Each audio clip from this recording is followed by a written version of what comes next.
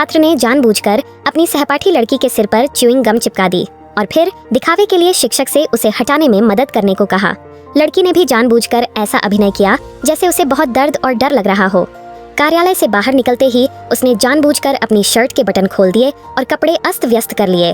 फिर उसने एक और झूठा वीडियो बनाकर इंटरनेट पर डाल दिया। किसी ने भी सच्चाई जानने की कोशिश नहीं की और शिक्षक को भारी ऑनलाइन आलोचना का सामना करना पड़ा। कुछ ही घंटों में मीडिया ने स्कूल को घेर लिया।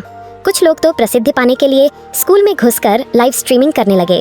जल्द ही शिक्षक का घर का पता भी इंटरनेट पर फैल गया। लोग उनके घर पहुंचकर उन्हें गालियां देने लगे।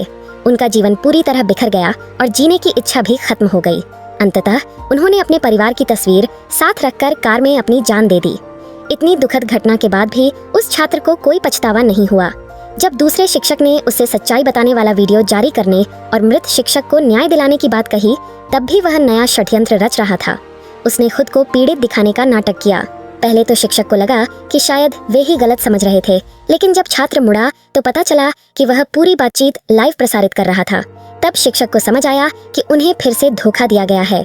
छात्र की जनमत को नियंत्रित करने की क्षमता से सभी डरने लगे थे। यहाँ तक कि स्कूल प्रशासन को भी उससे समझौता करना पड़ा। उन्होंने उससे वीडियो हटाने की विनती की और बदले में हर संभव सुविधा देने का वादा किया, लेकिन छात्र और भी घमंडी हो गया। कक्षा में उसने शिक्षक को संदेश भेजकर धन्यवाद दिया कि उनकी वजह से उसके फॉलोअर्स 5 लाख से अधिक हो गए।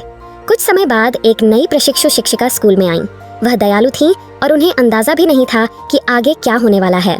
कक्षा के छात्र उनकी बातों पर ध्यान नहीं दे रहे थे।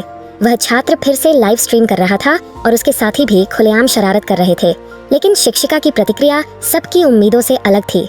उन्होंने घोषणा की कि कक्षा शुरू होने से पहले सभी मोबाइल फोन जमा कर दिए जाए। छात्र ने अनसुना करने का नाटक किया और अपनी लाइव स्ट्रीम जारी रखी। तभी शिक्षिका ने अपनी असली पहचान बताई।